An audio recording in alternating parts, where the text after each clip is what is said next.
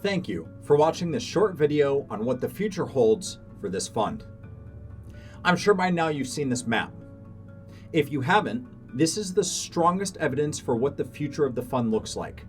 This is our roadmap, our battle plan.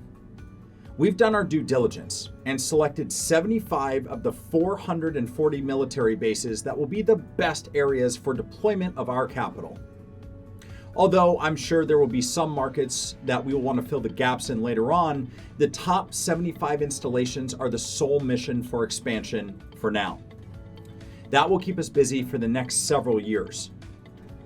In our internal research and development meetings, we've discussed several ways that we could improve or expand our offerings to the consumers of this fund.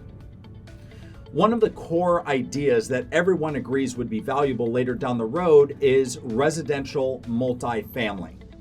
The VA home loan doesn't just allow military families to buy homes. They can actually buy duplexes, triplexes, and fourplexes zero down as well. It's possible at a later time that we could open up our asset class to Class A residential multifamily as well as Class A residential single family.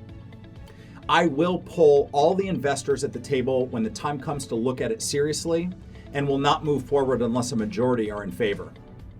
Finally, one of the core paths to explore at a later time, and one of the most powerful potentials of this fund, has to do with government contracts.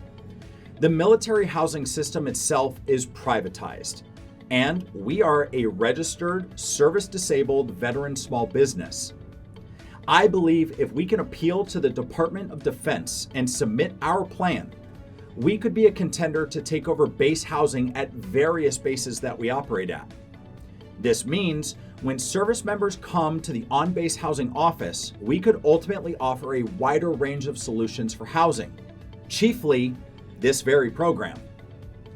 Being the one behind the desk has massive implications and furthers the fund's mission to be a household name in military housing.